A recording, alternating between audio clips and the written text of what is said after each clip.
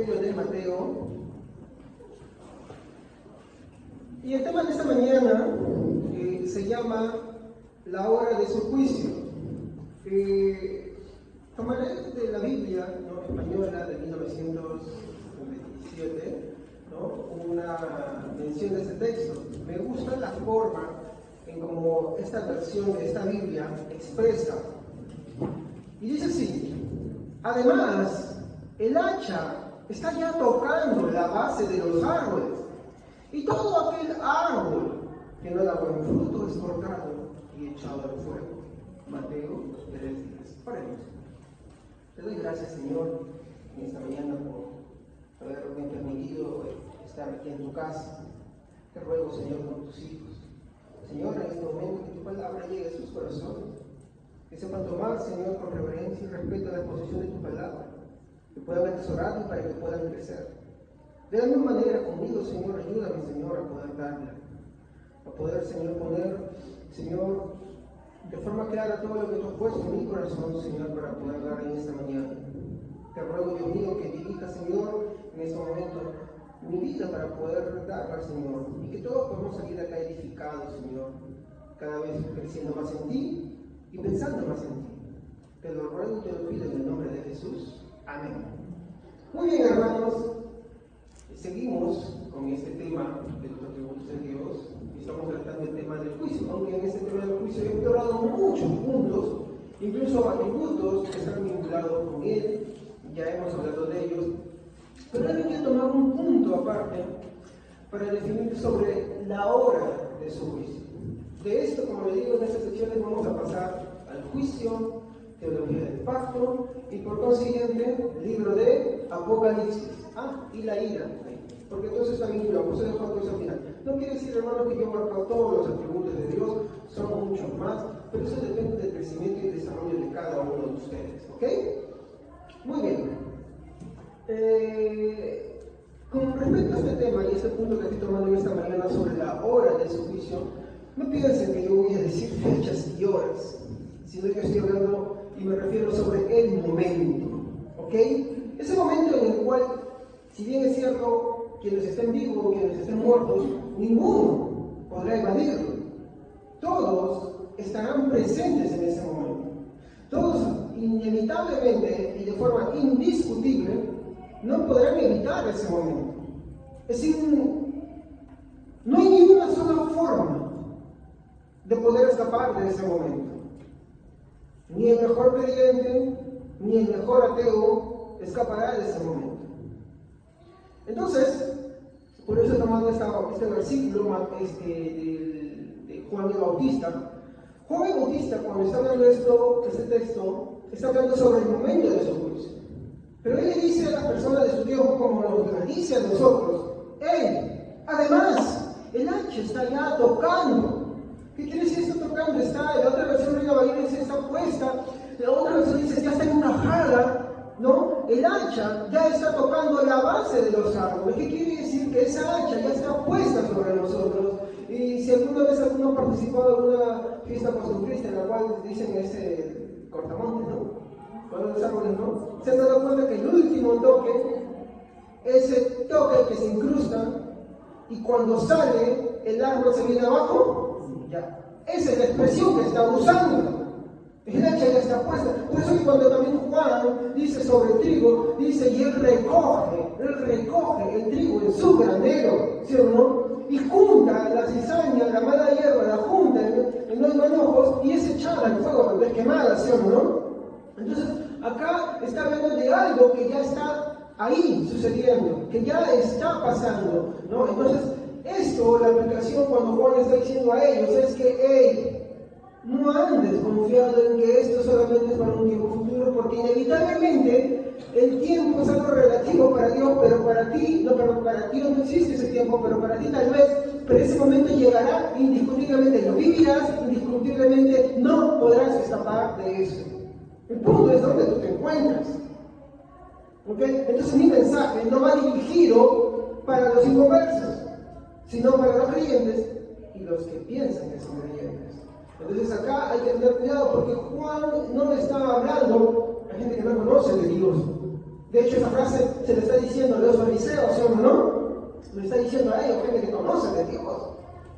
Entonces, él está diciendo, hey, el hacha ya está puesta a la raíz, ¿no?, de todo árbol, y todo aquel árbol que no da buen fruto es cortado y echado al fuego. Entonces está hablando esto del momento de su juicio. Y en aquel momento el hacha será puesta sobre nosotros, y el punto acá es, ¿este árbol dará buen fruto o no? Algo que me extrañó hace un tiempo, mientras que veía sobre las plantas, porque digo, sí, no es que yo tomo algo y yo lo dejo, no, yo agarro, retomo y sigo un ciclo así. ¿Ya? Entonces, estaba viendo sobre los árboles que no dan fruto, y sucede que hay una técnica para que un árbol se defina si va a dar frutos o no. ¿Y saben cuál es? Es que le atraviesan unas varas. Y estas varas, cuando la planta siente que está en peligro, ¿qué es lo que busca? Dar mucho fruto. ¿Por qué? Porque si no da mucho fruto, su especie desaparece. Entonces, si es un buen árbol, ¿qué va a hacer? Me parece la expresión que debemos de poner, ¿no? Y cuando da fruto dice, lo podará más para que dé más fruto. Entonces, esa es la manera en la que se está expresando. Y los árboles de allá, cuando hacen eso, lo que hacen es dar mucho más fruto. ¿Por qué? Por lo que buscan es dejar sus semillas. ¿Para qué? Para que sigan propagándose. Pero cuando es un árbol totalmente malo, ni aún comienzas. No da buen fruto, no da buenas semillas, no da nada. Entonces, acá Juan está diciendo, además, el hacha ya está puesta tocando la base de los árboles, y todo aquel árbol que no da buen fruto es cortado y echado al fuego. Mateo 3:10. El fin del juicio divino es separar y colocar a cada uno en el lugar que corresponde. Ese es el motivo del juicio final. Ese es el motivo en cuando el Señor llegue, cuando aquella trompeta suene y el Señor Jesucristo aparezca en los cielos con voz de mando, con voz de trompeta, ¿no?, con voz de arcángel. Dice que los muertos en Cristo resucitarán, ¿no?, y aquellos que hayan quedado vivos serán transformados y recibirán al Señor. Correrán. Esto es una teoría que Pablo toma de las batallas antiguas, cuando, ¿no?, los reyes agarraban y venían, el ejército venía, ¿no?, y venía victorioso. Venía victorioso, y acá estaba el pueblo que salía acá a recibirlo, y él decía, bravo, la victoria de ellos es de nosotros, y con ellos venía. Eso iba a pasar cuando el Señor Jesús venga en los cielos, ¿ya?, Él va a llamar a todos sus hijos, a todos, va a resucitar, va a transformar, y le vamos a recibir en el cielo ahí, y ahí nos volvemos a la tierra.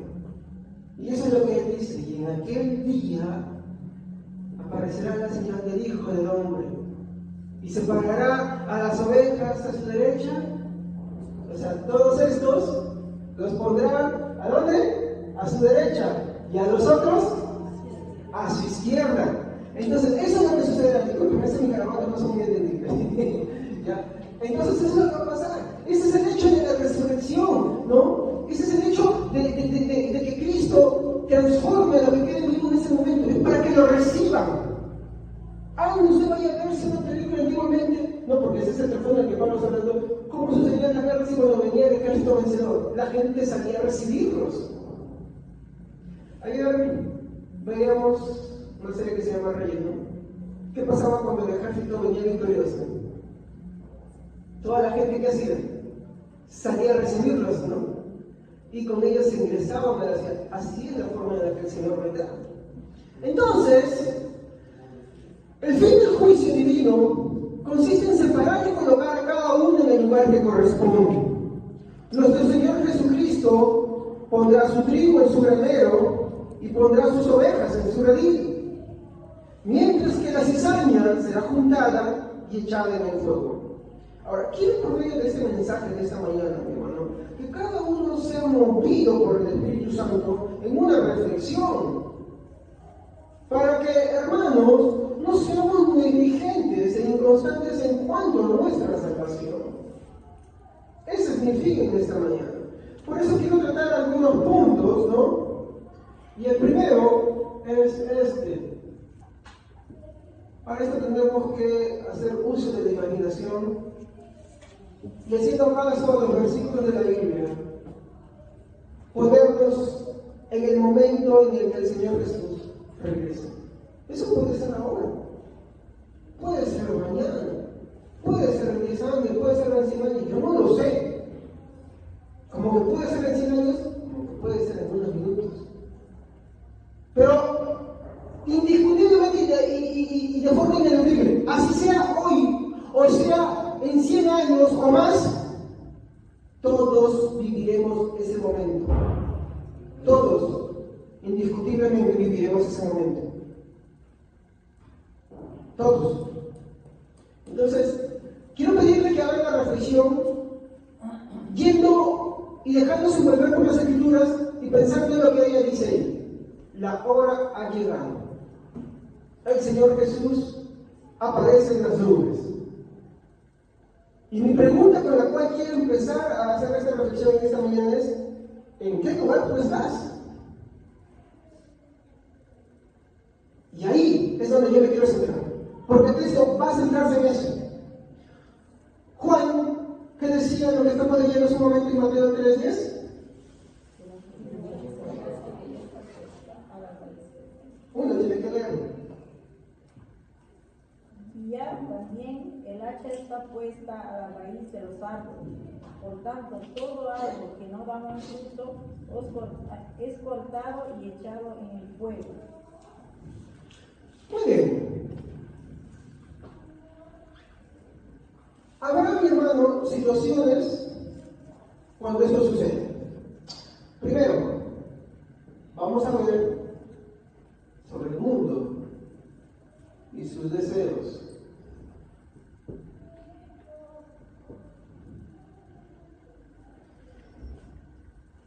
La Biblia nos dice que el mundo y sus deseos pasan, porque todo lo que, porque todo lo que hay en el mundo, es decir, los deseos de la carne, los deseos de los ojos y la vanagloria de la vida, provienen del Padre. No provienen del Padre, sino no provienen del Padre, sino del mundo. Esto es lo que la Biblia nos dice en Juan, 1 Juan 2:17.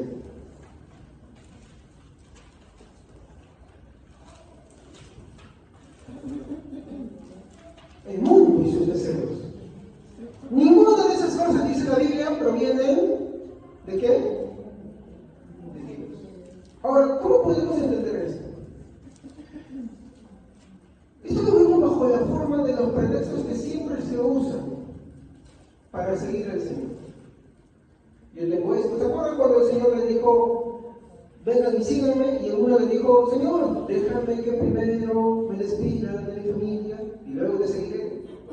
Y después otro le dice: no, Señor, primero deja que vaya y entierre a mis padres y luego te seguiré, ¿no?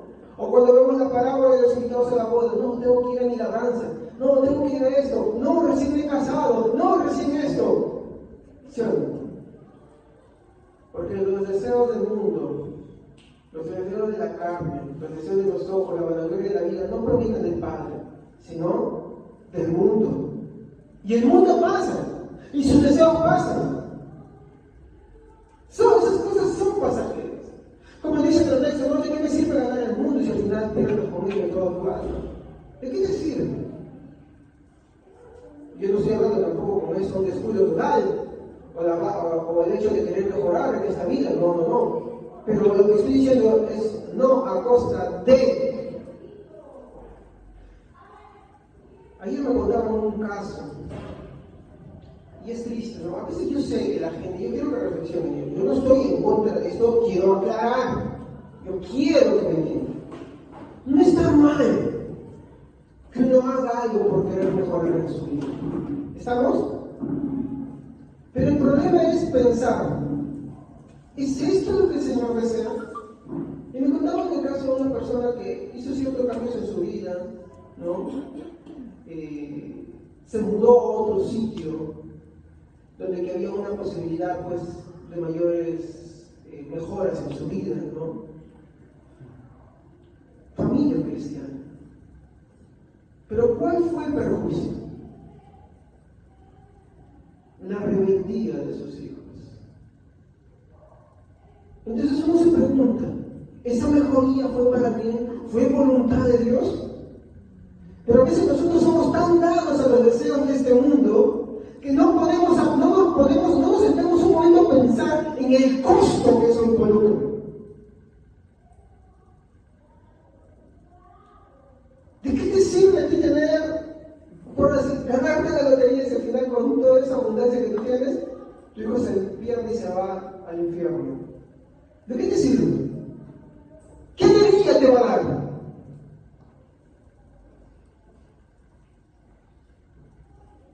Dime, tal vez tú perseveres en esto, pero qué tristeza, ¿no? Tú ahí, tu hijo al infierno. ¿Sí o no? Aunque cuando estamos con el Señor nos jugará toda lágrima y entenderemos por qué fue así. Pero hay una cosa que no va a escapar, que tú no fuiste parte de los medios para la salvación de Él. Porque miren bien cómo el texto dice en Romanos: ¿cómo creerán si no hay quien les predique? ¿Y cómo predicarán si no son enviados? Dios usa medios. Y uno de los medios es la guianza de nosotros. Uno de los medios es la exposición de la palabra. Uno de los medios es la comunión de los santos.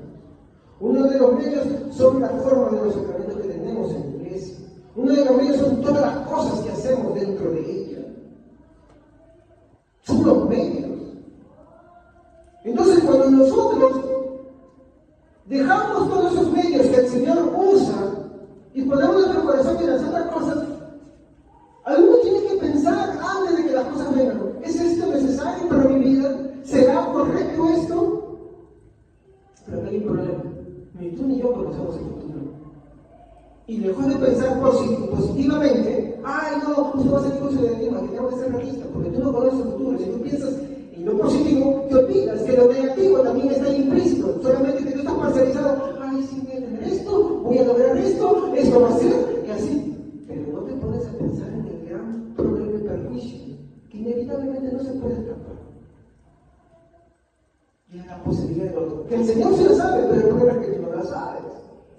Yo no la sé. Por eso antes de hacer las cosas uno tiene que embarcarse, tiene que ponerse a centrarse y pensar y reflexionar, ¿no? Y meditar.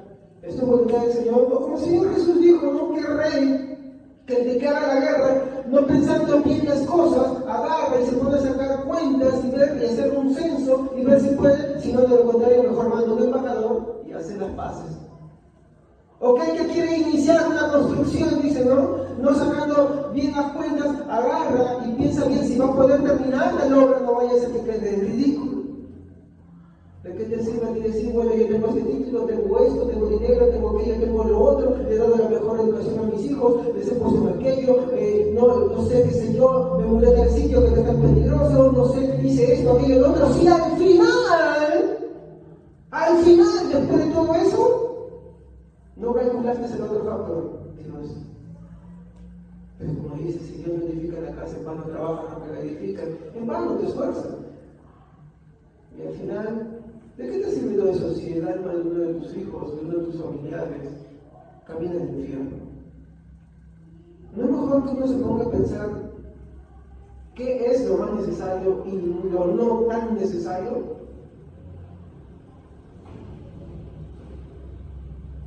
Entonces uno tiene que escatimar esas cosas primero. Porque el mundo pasa en sus deseos.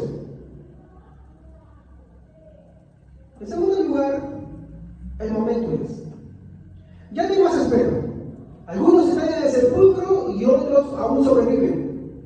Unos se desenfrenan de su fe y le dan a su vida lo que ellos más desean. Otros defienden su fe y dan su vida por ello también. Otros se sirvieron de él, no retribuyendo nada, solo la desfalta. Yo aquí dos cosas quiero decir. Yo sé que a algunos no les gusta el hecho de la confrontación. Ellos dicen, no, pero para que miren. La Biblia dice y manda: presenta defensa, exhorta con paciencia, defiende, como cosas que el Señor manda constantemente. Y aunque no lo creas, esos son medios también que el Señor usa para mantenernos dentro de las cosas. Lejos de estar con quien dijo, no, sí, pero bueno, todos somos salvos, no vamos a ir un camino. No, la Biblia no dice eso en ningún lugar.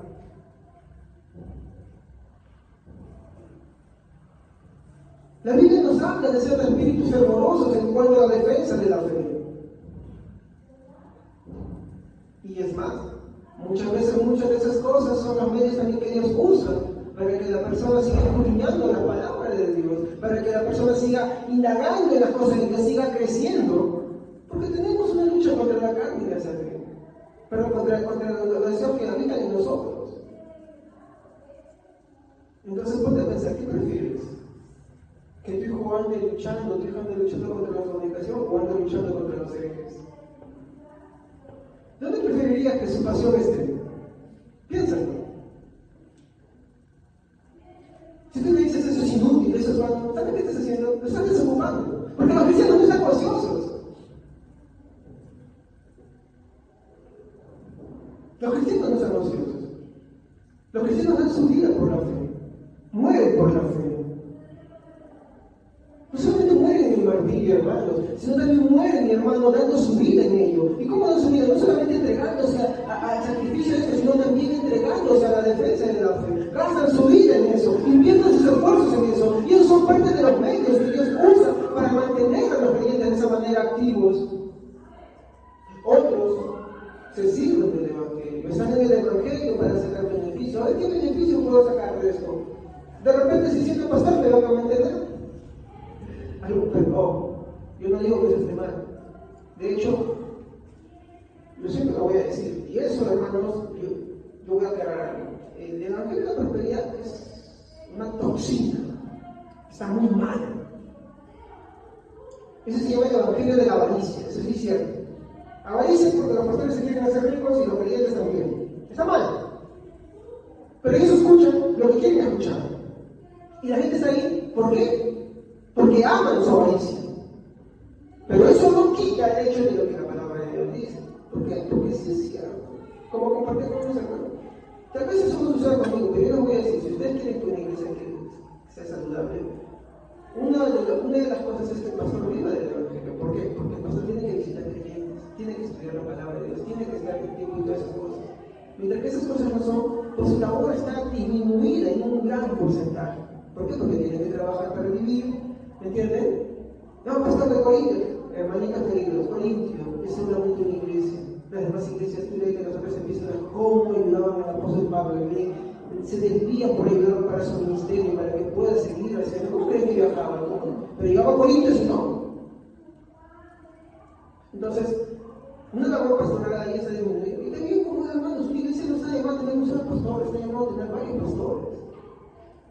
¿Sí?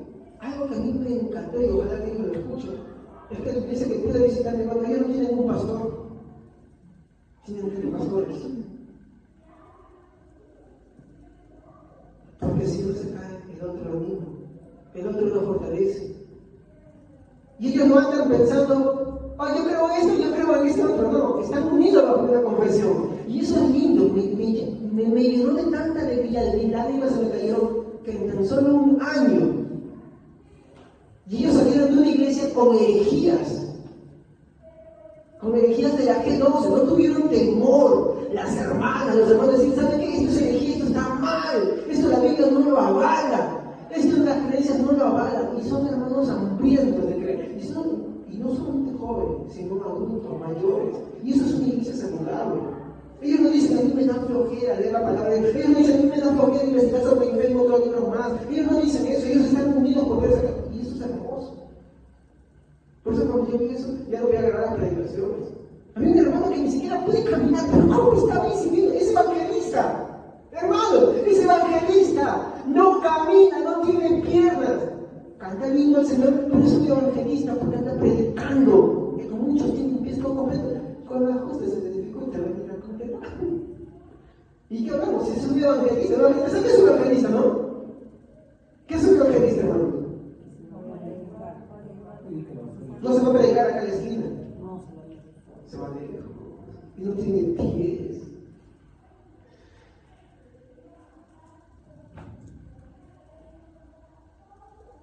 otros se sirven de él, no retribuyendo nada, sino que lo les falta. Y ese es el problema. ¿Cuáles son los motivos que te traen a la iglesia? ¿Qué quieres tú de beneficio de él? Si tú quieres un beneficio, el único beneficio debe ser tu Señor Jesucristo. No recibir ninguna retribución. Ni es incluso cuando nosotros ofrendamos o dejamos el hecho de querer recibir algo cambio. No, quítate de eso de ahí. Es el amor de querer dar para nuestro Señor.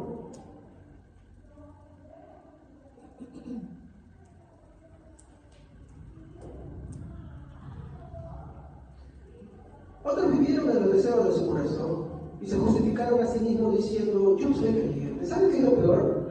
Vivir bajo los deseos de la carne, bajo los deseos de los ojos, bajo la vanagloria de esta vida, todas las cosas que este mundo ofrece, y pensar que a pesar de eso yo sigo siendo creyente.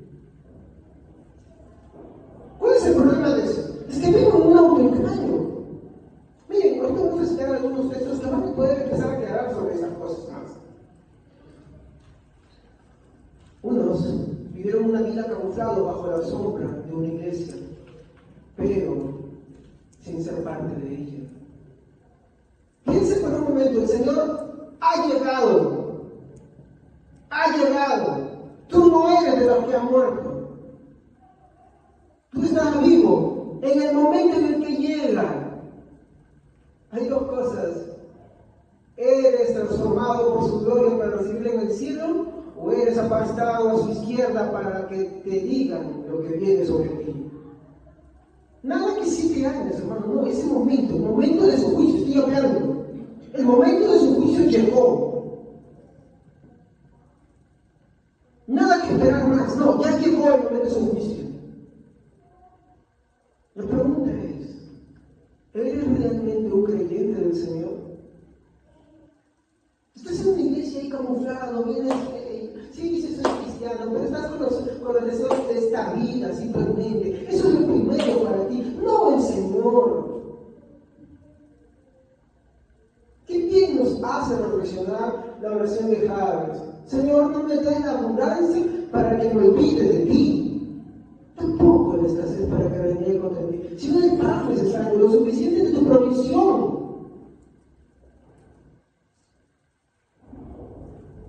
Y con esto yo no hablo solamente de dinero, sino de todas las cosas que vienen de este mundo, en las cosas en las que nos metemos, enfrascamos. Y esto yo no lo digo porque yo no quiera, sino porque ¿saben qué pasa?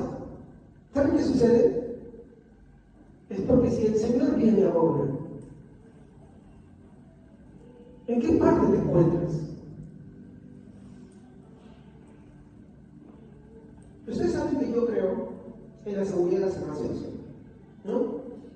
Yo creo que soy salvo por el Señor, pero no soy salvo por mí mismo, sino soy salvo por la gracia del Señor, ¿ok? Pero esa seguridad de la salvación constantemente me invita a mí a reflexionar sobre mi vida. Que si yo soy salvo y creo en esa seguridad de la salvación, me invita a reflexionar si verdaderamente, porque si creo en esa seguridad de la salvación, me invita a reflexionar sobre cómo vivo mi vida. Y practicar el constante arrepentimiento. ¿Sabes qué? Practicar el constante arrepentimiento. ¿Qué es el constante arrepentimiento, hermanos? Es que cuando tú ves que tu vida no está yendo correctamente, te arrepientes. Es cierto, los deseos te vuelven a jalar para otro, pero te arrepientes. Y arrepentirse es volverse del camino. Si tú estás yendo a la derecha y te das cuenta, no, ese camino no es correcto, me arrepiento y me vuelvo. Me está jalando porque tengo deseos, otra vez me vuelvo. No es caminar sin desenfreno por ese rumbo, ¿me entiendes? Y sí, me arrepiento. No.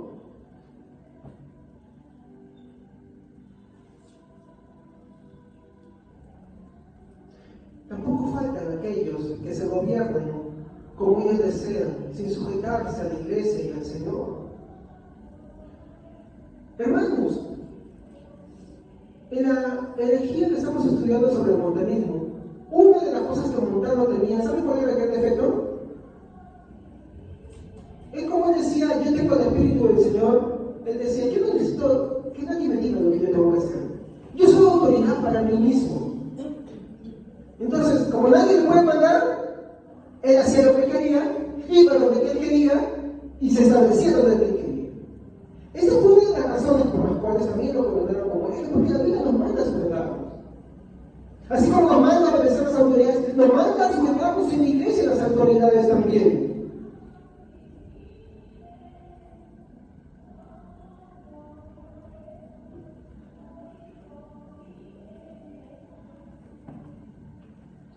Ante todo esto, ¿cuál es la divina respuesta que el Señor hace ante tales actitudes?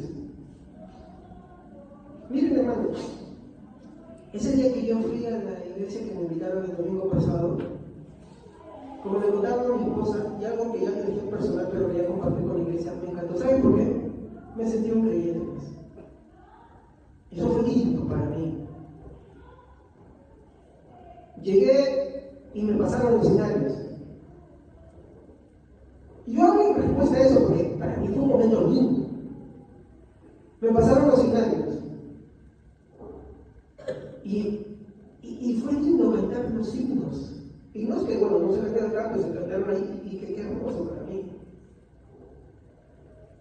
Agarrar mi hermano y escuchar la predicación. Entonces me dieron parte también para hablar. Entonces, después salió un pastor de Corea que me dio el respaldo y yo dije, lo que yo dije, pero dijo, ¡ay, qué vergüenza! No, pero lo dijo en forma, haciendo eco lo que dije. Y me encantó. Me sentí un creyente más. Y eso es lo que yo les invito, hermanos. No es malo sentirnos creyentes parte de algo. No es malo. Lo malo es pensar que nadie nos puede decir nada. Que nadie tiene por qué meterse en mi vida. Yo soy cristiano y mi cristianismo se define en lo que yo quiero y lo que nada más. No, eso no es correcto. Para mí eso fue un refresco increíble.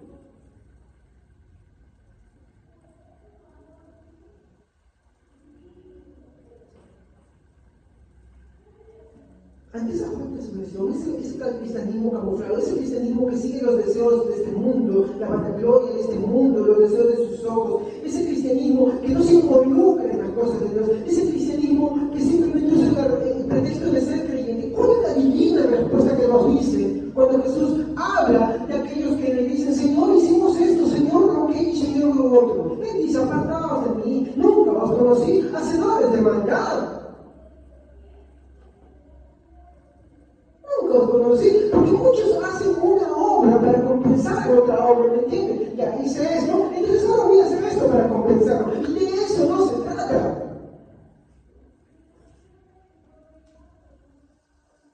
O participar de las cosas que yo quiero y de las otras no. Tampoco de eso se trata.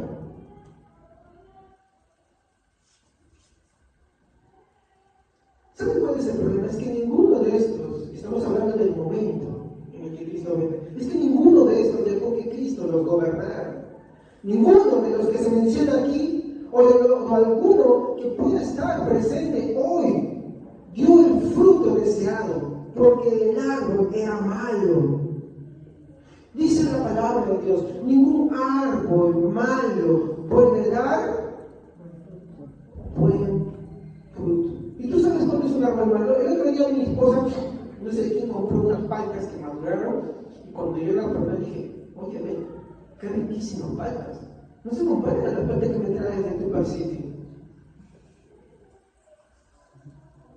Y tú en el sabor de tal fruto, ¿qué entiendes?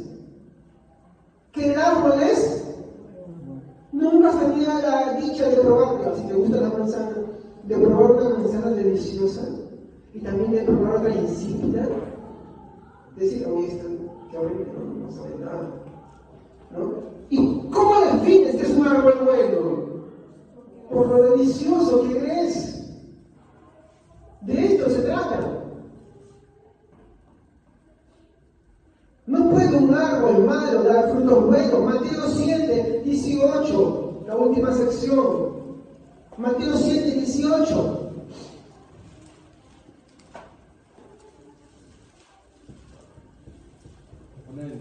Un buen árbol no puede producir frutos malos, y un árbol malo no puede producir frutos buenos. Entonces la idea es que el árbol malo no puede dar ¿qué cosa? Un buen fruto. ¿Es imposible que un árbol malo pueda dar un buen fruto? ¿Pero es posible? No, es imposible. ¿Qué tendría que hacer ese árbol?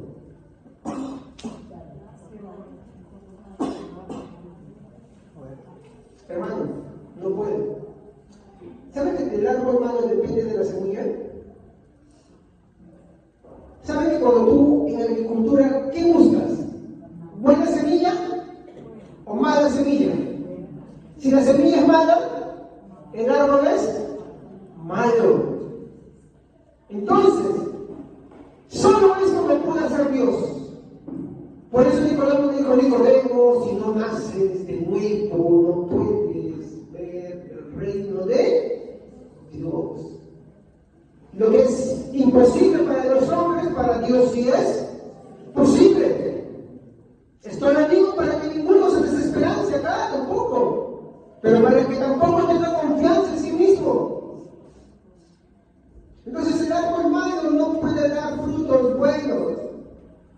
En segundo lugar, quiero avanzar de esta manera. El tiempo se agota.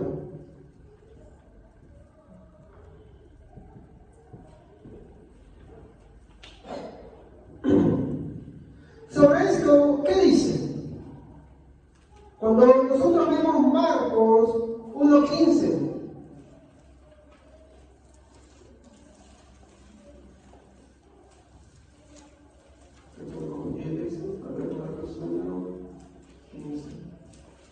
sí, está bien, Marcos 1:15. Se ha cumplido el tiempo, decía. El reino de Dios está cerca. Arrepiéntanse y crean las buenas nuevas. En la versión que yo tengo dice, el tiempo se ha cumplido y el reino de Dios se ha acercado. Arrepiéntanse y crean en el Evangelio. Arrepiéntanse y crean. No creer a medias, no creer en parte, sino crean totalmente. El arrepentimiento involucra una vuelta atrás, no una parte o una porción, sino totalmente. Arrepiéntanse, crean en el Evangelio. Esto, hermanos, ¿qué es? ¿Es una petición o es un mandato?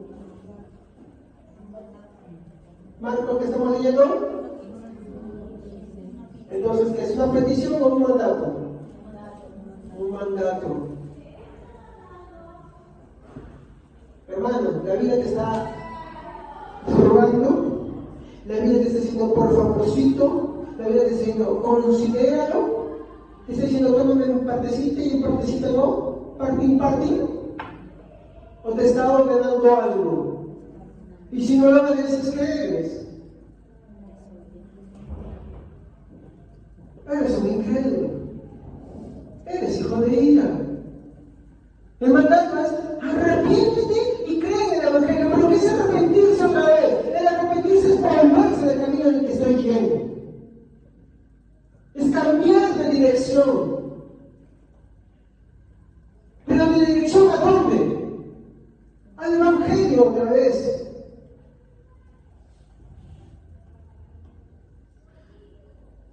Este es un mandato. ¿Y qué lleva como evidencia? El fruto de un buen árbol, ¿no? Porque la Biblia dice también, hablando de ese texto que estábamos leyendo en Mateo 7:18, todo buen árbol da buen fruto. Esta es la primera sección, todo árbol da buen fruto. Entonces, ¿qué es dar buen fruto? ¿No? Y esto se pide.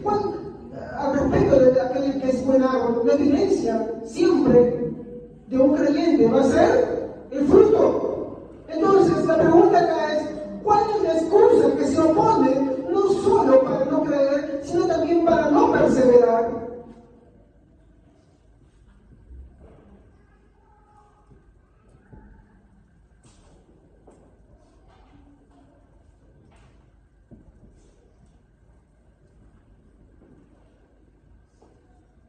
¿Cuál es la excusa que sale?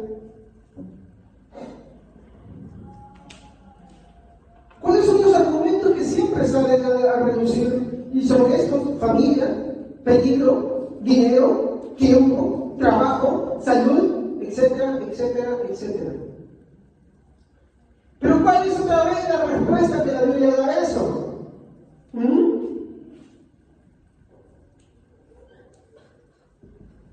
Y lo dice el mismo versículo que hemos leído: porque los deseos de este mundo, la vanagloria de esta vida, los deseos de los ojos, los deseos de la carne, la vanagloria de la vida, te lo repito, dice, no provienen de él.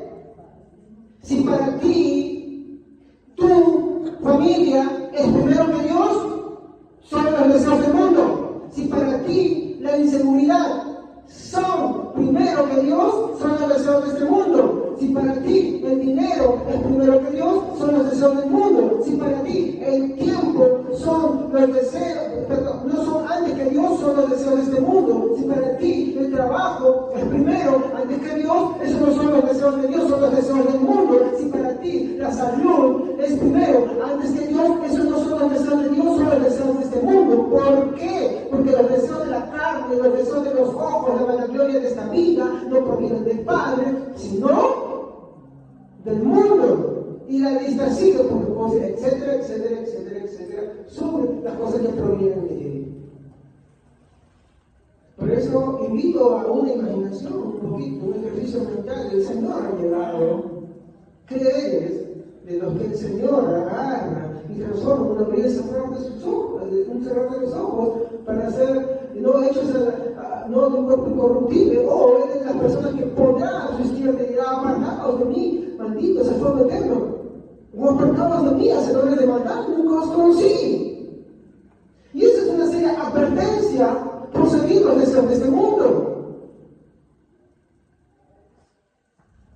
A veces cuando nosotros estudiamos el atributo de la justicia divina, no nos ponemos a tener, mi hermano, en cuenta las implicancias de lo que quiere decir el juicio.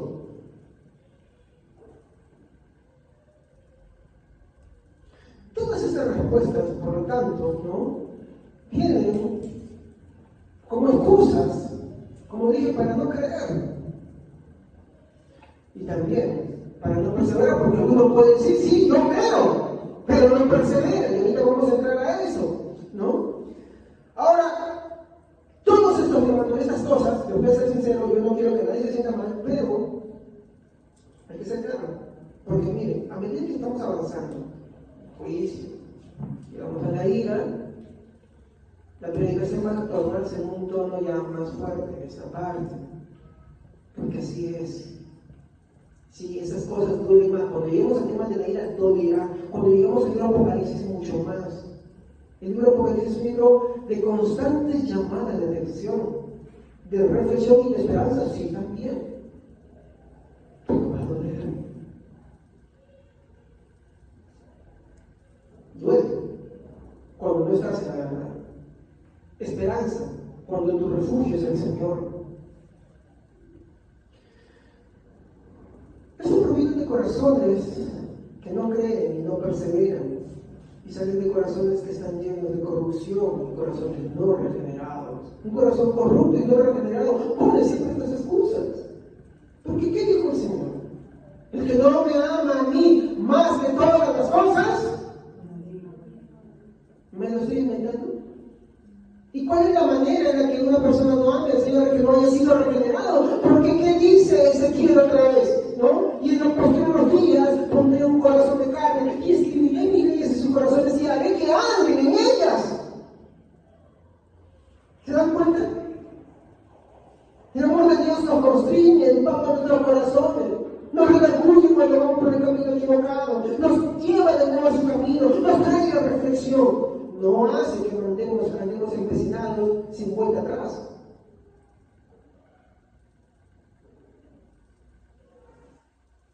Pero ¿qué dice el Espíritu Santo promedio del apóstol Pablo en Romanos 8, 35 al 36?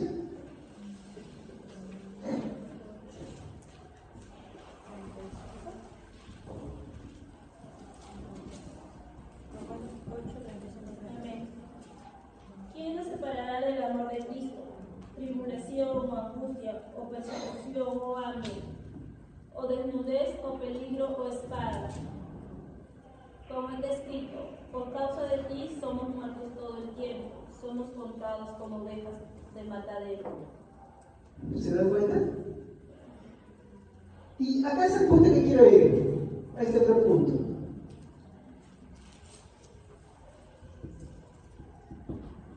¿Cómo dice? ¿Cuál es la palabra que en diferentes versiones se va a expresar de la misma manera? Dice, ¿quién? ¿Cómo dice? Repíteme.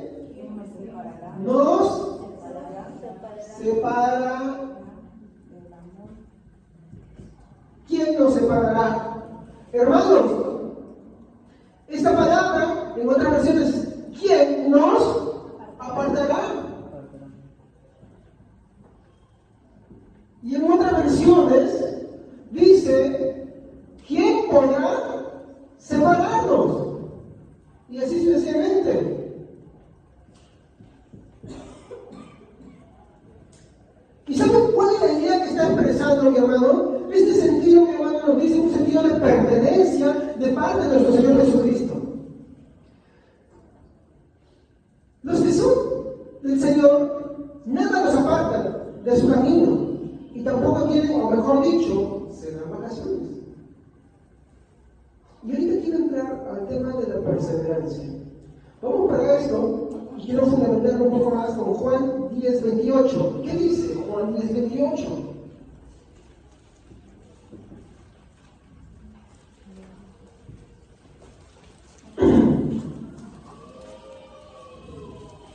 ¿Cómo expresa Juan 10:28? La idea, mientras que ustedes van buscando, es esta. Nadie los arrebatará de mis manos. ¿Pueden leer el texto completo? Juan 10:28. Yo les doy vida eterna y nunca perecerán, ni nadie podrá arrebatármelas de la mano. Nunca. Y nadie. ¿Qué cosa? Pueden arrebatarlos de mis manos. Otra vez acá el sentido de pertenencia de parte del Señor, ¿no? Y acá para la reflexión mucho más, como también dice este otro texto, y en este sí lo quiero escribir completo, ¿no? Este se encuentra en Mateo 24, en el versículo 13, si no mal recuerdo, pero me repito bien.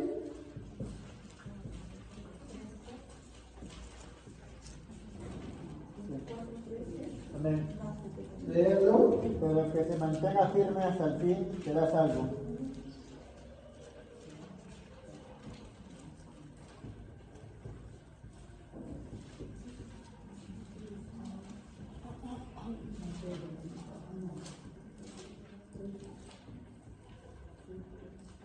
Muy bien. Este es el texto. ¿Y cómo dice? El que persevere hasta el fin, este será salvo. Muy bien. O como dice la Biblia española, el que persevera hasta el fin, ese será salvo. Acá quiero hacer una advertencia. No dice en ninguna forma o de ninguna manera que el que persevera un tiempo sí y otro no, ese será salvo. Sino como dice otra vez el texto. El que persevera o persevera hasta el fin, ¿no? Acá hay la ese. Entonces, ¿qué dice? ¿Persevera un tiempo? ¿Un pedazo? Si no, ¿el qué? Y acá quiero crear una reflexión importante. Esto lo estaba viendo en el sitio esta semana, ¿no? No, hace 2 semanas había estado leyendo ese texto y me llamó demasiado la atención. Miren la gravedad del texto. El que persevere hasta el fin, ese será salvo. Ese será salvo. Otra vez, el que persevere hasta el fin. ¿Lo van a escuchar? El que persevere hasta el fin, ese será salvo. La forma incorrecta sería el que persevere un tiempo sí y otro no, ese será salvo. ¿Por qué? Porque si uno persevera un tiempo y otro no, ¿se llamaría perseverancia? ¿Qué es perseverar? continuidad por un tiempo o hasta el fin. El mismo texto dice, ¿hasta dónde? Hasta el fin. Entonces, no sería perseverancia si solamente se persevera un tiempo sí y otro no, sino más bien, estos perseveran hasta el fin y ellos serán salvos. Mateo 24:13. Mas el que persevera hasta el fin, este será salvo. Muy bien, como de yo de acuerdo, estoy aquí de otra vez. Mas el que persevera hasta el fin será salvo. Ahora, esto que voy a tocar ahorita, lo llamo la inutilidad de un pensamiento errado.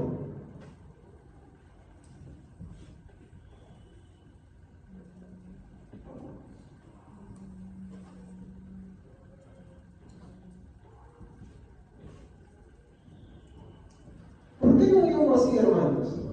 Es que esto, hermanos, es una idea que muchos tienen y que no es lo correcto. Y ahorita les voy a fundamentar esto. A ver, hermanos, otra vez aquí la advertencia y también el peligro de pensar en perseverar un tiempo sí y otro no. Quiero que vean la trampa de ese pensamiento y lo engañoso que es. Si así piensas, ten mucho cuidado. Primero, mira y lee este texto de Mateo 25:3.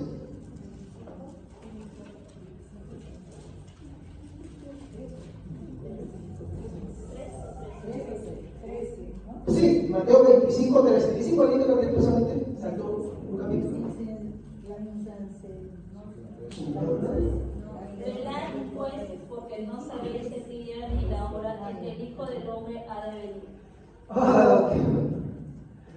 Velad. Velad, ¿por qué? Vela, ¿por qué? ¿Por qué? Porque no sabemos qué hora vendrá el Hijo del Hombre. Venga, porque no sabes la hora. ¿Qué cosa? ¿Cuál? Ah, ya. Ya está bien, gracias. Y el joven acá. No te hermanos, no, mi familia, pero no se preocupe, yo no me siento mal por eso. No, pero yo hago mi esfuerzo. Aquí no tengo, hago mi esfuerzo, pero eso no pasa, así que no hay problema. Si me dicen no tengo un inconveniente, me ayudan. Ahora, mira lo que dice. Velad. En la versión de la Biblia española dice, vela, porque no sabes la hora. Hermanos, ¿saben cuál es el problema de pensar en perseverar un tiempo y otro no? Yo creo que a veces no se piensa. Pero ¿saben cuál es el problema de ese pensamiento, hermano? Es que tú no sabes el momento en el que el Señor llega. Miren que yo ni siquiera estoy diciendo, tú no sabes el momento de tu muerte. Estoy diciendo, tú no sabes el momento en el que el Señor llega. O sea que tú vivas y el Señor aparezca, no sabes el momento del Señor llega. Pero tampoco sabes el momento en que tú mueres. ¿Cómo puedes llamar perseverancia a estar un tiempo sí y un tiempo no? Y el texto me dice, ¿no? Que estamos leyendo en Mateo 24:13. ¿Qué dice Mateo 24:13? El que persevera hasta el fin, ese será. Y otra vez la idea, ¿cuál es? Hasta, dice, persevera hasta toda hasta, ¿y cuál es el fin? Sea que te mueres o que el Señor venga. ¿Estamos claros en esto? Entonces,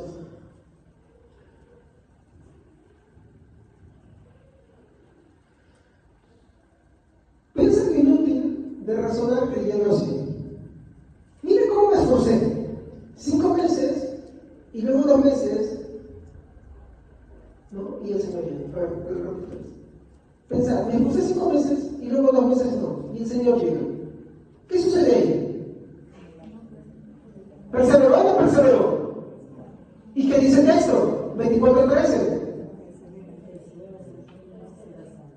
¿Será salva la persona? No, no es salvo. ¿Se dan cuenta porque hay que considerar mucho el tema de la perseverancia?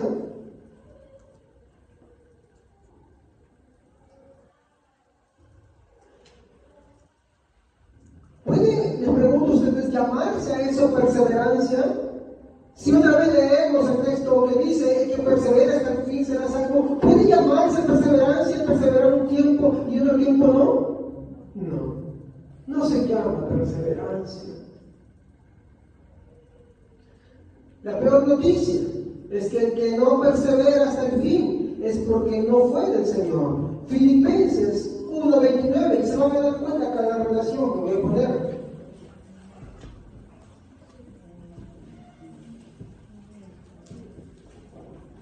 Porque a ustedes se les ha concedido no solo creer en Cristo, sino también sufrir por Él. Muy bien. A ustedes, ¿y qué es la palabra concebir? Se nos ha dado. A nosotros se nos ha dado ¿qué cosa? Primero, creer. ¿En quién? En Cristo. ¿Pero qué también se nos ha dado? Sufrir. Las dos cosas se nos han concedido. Por eso, otra vez, 1 Corintios 4:6, ¿qué tienes que no hayas recibido del Señor? Y si no tienes, ¿para qué te jactas como si no lo hubieras recibido? Pero esta hora dice perseverancia. No tan rápido, muchacho. No tan rápido. Y es que no te has fijado bien. La primera idea que yo quiero dar es que ambas cosas han sido concedidas del Señor. Por eso es que yo creo que mi fe me ha sido concedida del Señor. El hecho que yo crea no viene por mi vida humana, sino porque me ha sido dado del Señor. Porque la fe no es un don del Señor. Efesios 2:8. O Filipenses, a vosotros os es concedido por el Señor que creáis, y no solamente que creáis, sino que sufráis. Pero ahora, ese sufrir, ¿qué cosa es? Y para esto, vamos a ver que el sufrir viene como fruto de la perseverancia, pero todo ese fruto es del Espíritu Santo. Lea Romanos 5:3.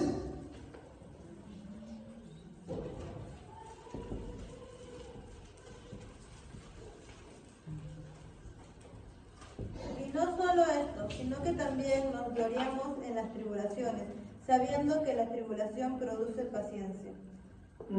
Esa es la versión. Ya, muy bien. Ahora vean la palabra de Dios para todos. Amén. Pero hay más, podemos sentirnos felices aun cuando tenemos sufrimiento, porque los sufrimientos nos enseñan a ser pacientes. Muy bien. Y si nosotros vamos a ver una versión internacional. Y no solo en esto, sino también en nuestros sufrimientos, porque sabemos que el sufrimiento produce perseverancia. Son sinónimos. ¿Y sufrir de qué? En las dificultades que podemos tener en la familia, en la economía, en el tiempo, en la salud, en la seguridad y en todas esas cosas. Todas esas cosas que vienen producto como sufrimiento, mi hermano, porque creemos en el Señor, produce.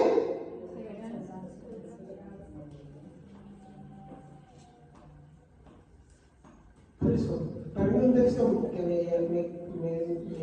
me hace reflexionar demasiado es 1 Corintios 4:6. ¿Qué tienes que no hayas recibido del Señor? Y si lo tienes, ¿por qué te jactas como si no lo hubieras recibido?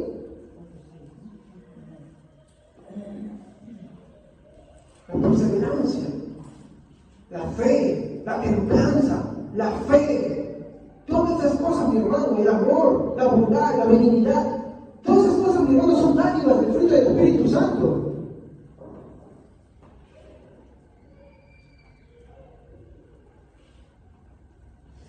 Antes de poder enfocar un poquito más sobre este punto, quiero saltarme algo más. Las respuestas en aquel día.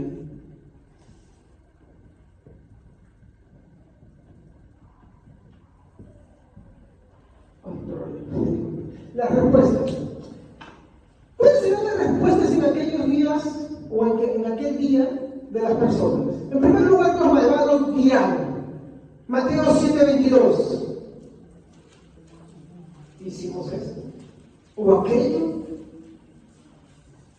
¿No? A ver. Muchos me dirán en aquel día, Señor, Señor, no profetizamos en tu nombre, y en tu nombre echamos fuera demonios, y en tu nombre hicimos muchos milagros.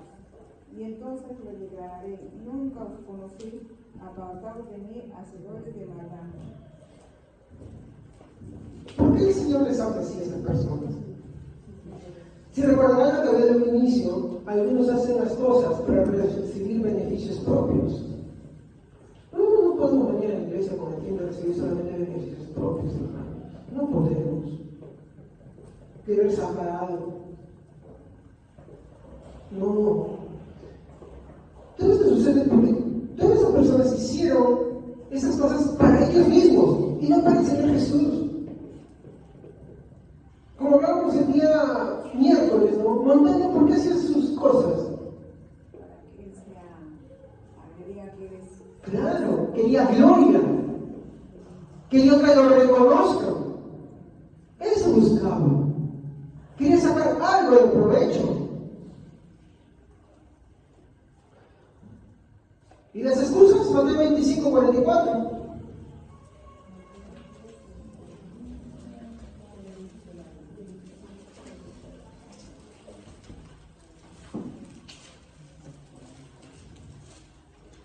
Entonces también ellos le responderán diciendo, Señor, ¿cuándo te vimos hambriento, sediento, forastero, desnudo, enfermo o en la cárcel y no te servimos? Ahí está. Las escuelas siempre van, no, pero yo cuando vi su necesidad. Y ojo, si tú en ese contexto está hablando de los hermanos. Porque a veces, como dice alguien, dice, ay, si yo encuentro un niño en la calle, por la calle también, no, yo no me lo hago, se está obligando. Pero si tú continúas leyendo, dice, pero cuando hiciste esto por uno de estos mis hermanos, también a mí me lo hiciste. Y dice, mis hermanos. Y Cristo no llama sus hermanos a los que no han creído en Él. Cristo no llama sus hermanos a los que no están en la fe de Jesucristo. ¿Se dan cuenta? Porque hay quienes están en conciencia ayudando afuera. Yo no digo que ellos tienes que pasar algo, pero no pienses que eso es lo primero, eso es lo secundario. Lo primero que dice la palabra de Dios, llame bien especialmente a los hermanos de la. Los primeros son de la fe. Sí, hay que ser bien a los hermanos, pero en primer lugar a los de la fe. A los que no están de conciencia con eso. No, yo hice esto, yo hice esto, está bien. Para el Señor lo hiciste. ¿Y para tus hermanos? ¿Que ese camino no hace para el Señor? Y donde el Señor te manda en primer lugar, es que sea para tus hermanos.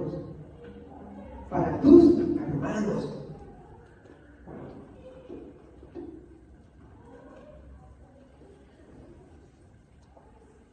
¿Pero qué responderá el Señor? Mateo 25, 41, 43. Mateo 25, 41, 43. Entonces dirán también a los de la izquierda, apartados de mí, malditos, al fuego eterno preparado para el diablo y sus ángeles. Porque tuve hambre y no me diste de comer, tuve sed y no me diste de beber, fui forastero y no me recogiste, estuve desnudo y no me cubriste, enfermo y en la cárcel y no me visitaste. ¿Sabían ustedes que una forma de atrapar a los cristianos en ese tiempo era cuando los ponían en la cárcel? Y cuando tú tenías que llevar alimentos a un hermano atrapado en la cárcel, era el momento en el cual te atrapaban a ti también. Porque sabían que la forma de vencer a los cristianos era su propio cristianismo. No podían dejar desamparados a sus hermanos. Entonces, cuando un cristiano caía preso, aquel cristiano que iba y llevaba alimentos, ropa y todo eso, ahí era atrapado y así caía. Y lo peor es que sabían que así caían.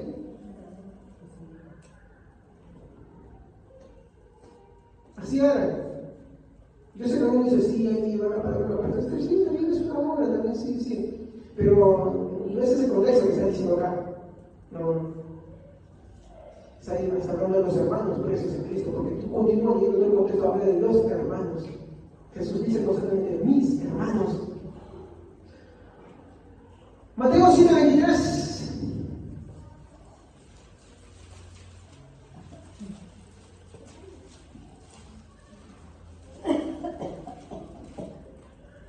Entonces les diré claramente, jamás lo conocí, aléjense de mí, hacedores de maldad. ¿Se dan cuenta? Alejados de mí. Hermanos, no podemos venir a la iglesia y querer sacar provecho de ella. No.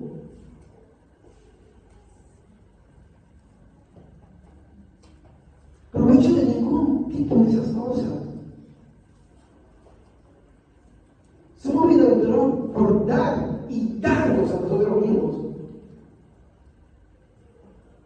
No, mi hermano, por agarrar y querer desfalcarlo, sacar provecho de alguna cosa o otro tipo de lo que sea. No.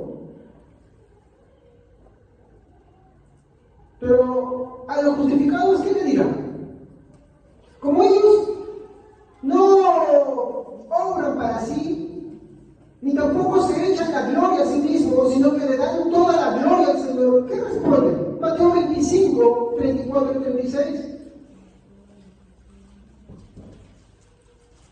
Entonces el rey dirá a los de su derecha, venid benditos de mi Padre, heredad el reino preparado para vosotros desde la fundación del mundo.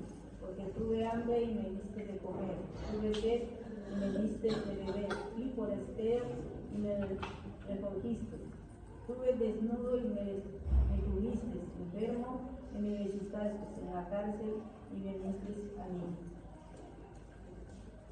Continúa. Entonces los justos le responderán diciendo, Señor, ¿cuándo te vimos hambriento y te sustentamos, o sediento y te dimos de beber? ¿Y cuándo te vimos forastero y te recogimos, o desnudo y te tuvimos? ¿O cuándo te vimos enfermo Hermano, ¿me lo puedes apoyar? y vinimos a ti? Y respondiendo el rey les dirá, de cierto os digo que en cuanto lo hiciste a uno de estos mis hermanos más pequeños, a mí lo hiciste. Muy bien. ¿A quiénes está hablando? ¿A quiénes se refiere? A mis hermanos más pequeños. Hermanos, a ver, quiero aclarar para que esto me entienda. No se trata solamente de que uno se engañe pensando, voy a hacer una obra de caridad social para todo el mundo y por eso yo soy salvo, por eso soy el Señor, ¿no? Aunque no está mal que la hagas, ¿está bien? Quiero corregir, pero no es a lo primero que el Señor te está mandando, sino a quiénes. Exacto. Por eso dejé ese versículo para el final. Mis hermanos más pequeños. Entonces uno tiene que tener mucho cuidado con esos hermanos. Muy bien.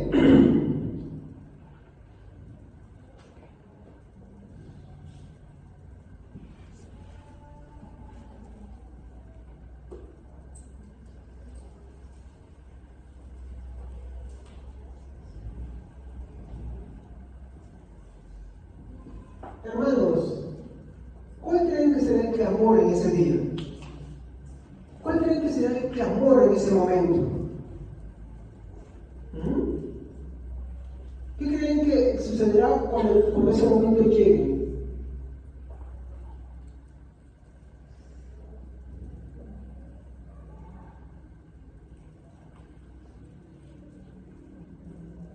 Vamos a buscar Mateo 25, 31. Cuando el Hijo del Hombre venga en su gloria, con todos sus ángeles, se sentará en el trono glorioso. Muy bien. El Señor viene. Viene con toda su gloria, viene con todos sus ángeles. ¿Qué sucederá ahí? ¿Cuál creen que será el clamor de los malvados?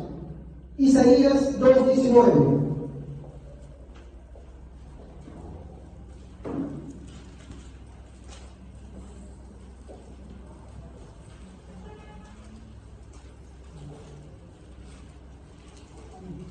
Los hombres se meterán en las cuevas de las rocas y en las grietas del suelo, ante el terror del Señor y el esplendor de su majestad cuando Él se levante para hacer temblar la tierra. ¿Qué harán los hombres? Buscarán esconderse. El problema es que no hay cómo esconderse. ¿Y por qué? Porque cuando Él llegue, las excusas se acabarán, los pretextos caerán. En el 17 dice, hermano, la altivez del hombre será abatida, y la soberbia de los hombres será humillada, y solo Jehová será exaltado en aquel día. Como dice bien ayer de Rana en ese versículo ahora. ¿Cuándo la excusa acabará? ¡Qué orgullo! ¿Se acuerdan cuando hablaba la semana pasada sobre el sol, la luna y las estrellas? Que es una alegoría, no para ver que el sol se oscurece, que la luna, y ahí sacan las hipótesis y dicen, no, va a haber un eclipse, o no, que las estrellas fugaces. No, son simbolismos otra vez, para hablar que no importa lo arrogante que una persona pueda pretender ser, como en esos tiempos, ¿qué se creían el emperador? ¿Qué se creían los reyes? Que eran el sol. Faraón, ¿qué creía que era él? Hijo del sol, hijo de Ra. No es el único. Los romanos tenían un estandarte sobre el sol. Muchos de ellos me parece que creían así, divinos, por eso tenían miedo a la oscuridad. Muchos reyes se creían eso. Por ejemplo, había un rey pagano que se creía el lucero de la mañana. ¿Sí? Ellos se creían la estrella más brillante. Entonces, cada vez que la Biblia hace referencia a esto, habla sobre el orgullo, la altiveza. Pero cuando el Señor venga, todo eso se acabará. No habrá pretexto, no habrá excusa. No habrá que digas, no, ¿sabes qué? Yo tenía esto, vengo lo otro. O no, yo soy esto, yo soy lo otro. No, Apocalipsis capítulo 6, versículo 16.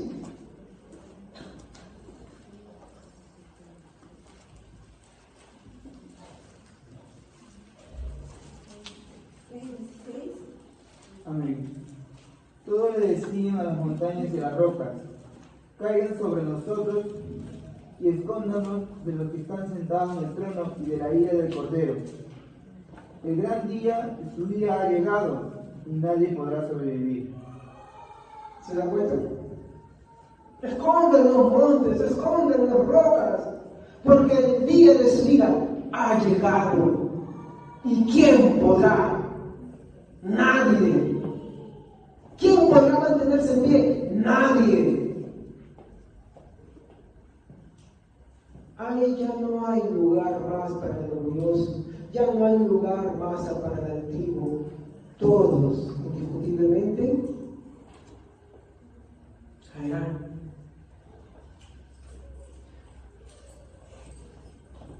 Pero los redimidos, ¿qué dirán? ¿Qué dirán los salvados? Apocalipsis 14:7. Y diciendo a gran voz, temed a Dios y dadle gloria, porque la hora de su juicio ha llegado, y adorarlo, a aquel que hizo el cielo y la tierra, el mar y las fuentes de las aguas.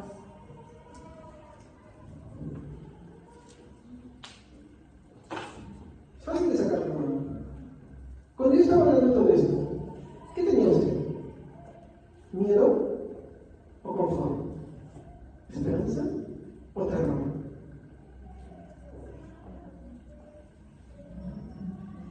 ¿Ah? Porque el perfecto amor echa fuera todo temor. Porque en el temor hay el amor aún no sido perfeccionado. Mateo 25, 31 al 32.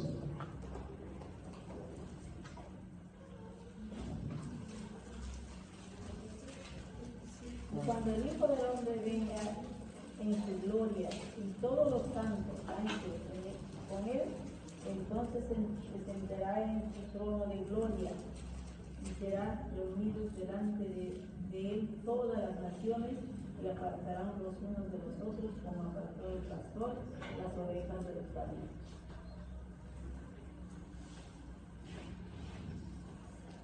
¿Los creyentes esperan el día en que Él venga? Ay, no, Señor, un tiempito más. Todavía no me caso.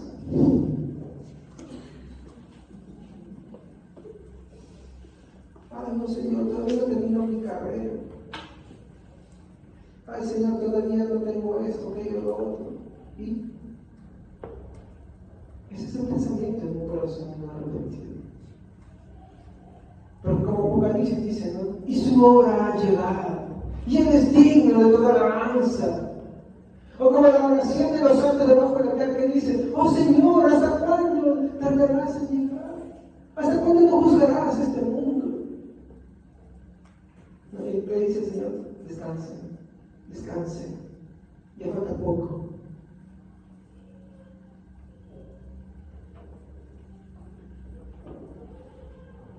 Quiero hacer reflexionar con esto de acá.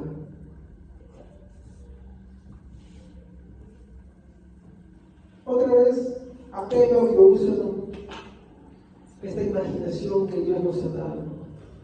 La hora llegó. Son milésimas de segundo, el Señor apareció en los cielos y la hora llegó. Piensa en esto. ¿Dónde crees que te encuentras? Y es fácil saber. Ahora mismo, no creas porque estás acá que tú eres parte del rebaño del Señor. No te engañes.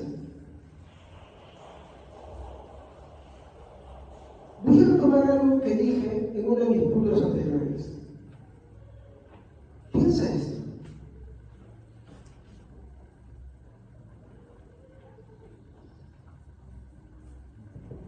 Vives 10 años.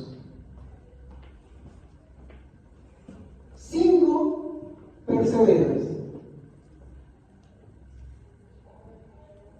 Y 5 lo dejas.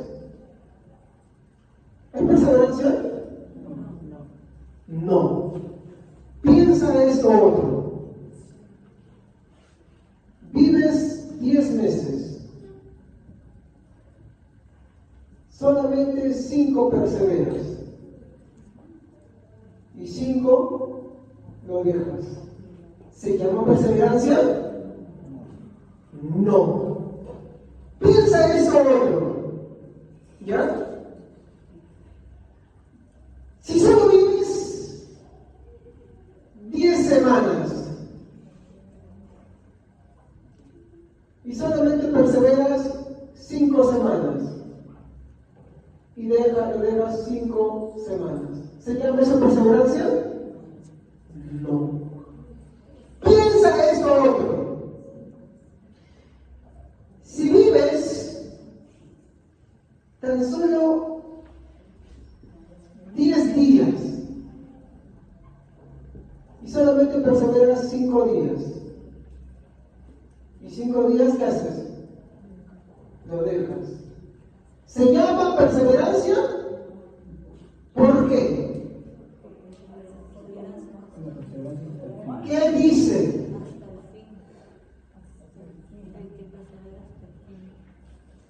No he puesto algo que yo, pues, por tantas cosas que tengo que hacer en este. Si el Señor viene, no te mueres. Como el que persevera hasta el fin será salvo. Entonces, ¿cuál es la respuesta lógica? Piensen ustedes. ¿Se dan cuenta de lo peligroso de ese pensamiento? Yo no digo, quiero aclarar que a veces suceden cosas en nuestra vida que nos impiden ciertas cosas. Lo que yo digo es que desenfrenadamente y acomodadamente vayamos sobre esa falta de perseverancia. Piensa. Vivir bajo esa forma es vivir un cristianismo engañado. ¿Me dejo entender? ¿Sabes por qué? Porque piensas que eres creyente, pero al final no. No lo eres. Por eso Pablo en su epístola a los Corintios dice: examinaos cada uno a ver si estáis en la fe. Y otra vez yo siempre les digo, yo creo en la seguridad de salvación, pero esa seguridad de salvación me invita a algo. ¿Cuál es a lo que me invita constantemente?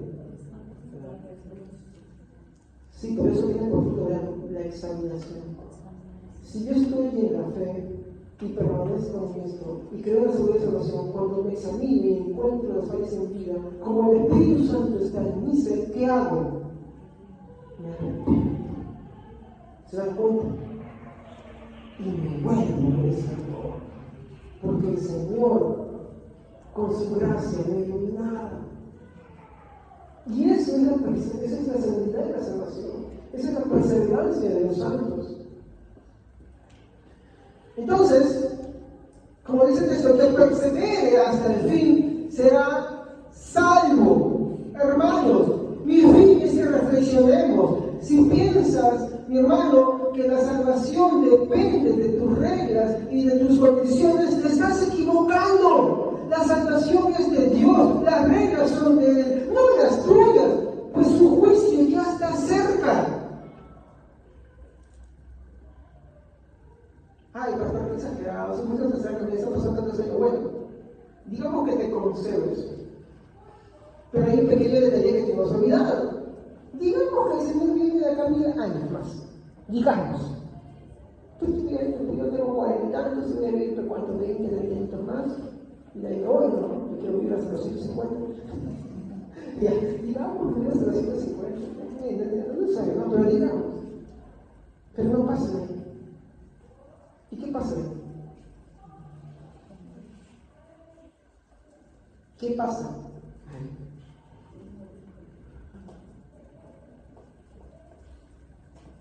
Llegó para mí. Llegó indiscutiblemente para mí mi hora.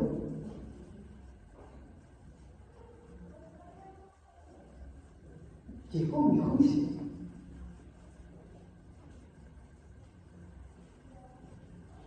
Y cuando el Señor prende las nubes, lo peor. Y el Hades devolverá a sus muertos. Y el mar a los que estaban viviendo. Y los sepulcros a todos ahí. Y fueron juzgados por todas las cosas que estaban escritas ahí. Y ninguno se vio su nombre escrito en la libro de la vida. Y fueron arrojados tanto el uno como el otro en el lago del fuego. ¿Se dan cuenta lo serio que es? Ya para el apóstol Pedro muchos decían: pero ¿cuánto acontece esto que nos han hablado y el Señor no aguanta? Está bien, pero estaba tratando con verán. Pero indiscutiblemente tú no eres eterno. El Señor viniera a 1000 años, tú no vas a vivir 1000 años hasta que llegue. Tu vida tiene un límite. Y cuando esa vida se corte, el texto que me tiene que encontrar, sueñar contra la pared, es el que persevere hasta el fin, ese será.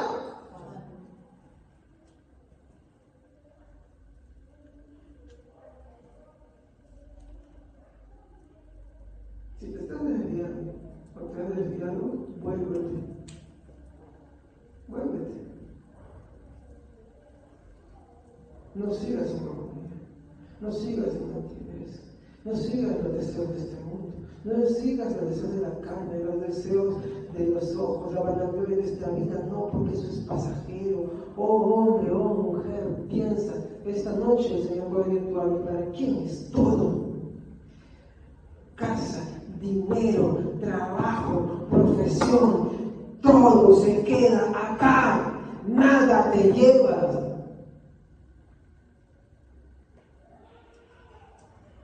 Solo el Señor, ese será salvo.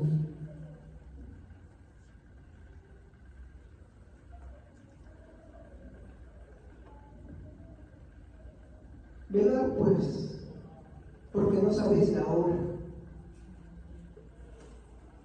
O como dice Juan, el hacha ya está puesta a la raíz de todo árbol.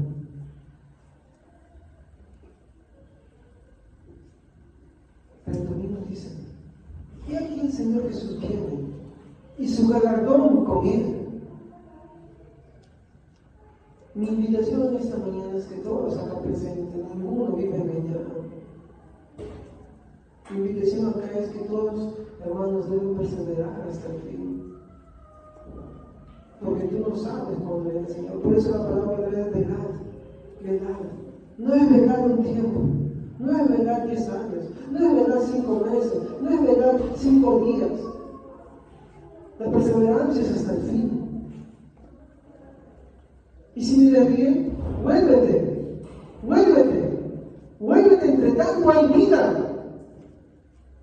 Porque no sabes la hora en la que viene el Señor.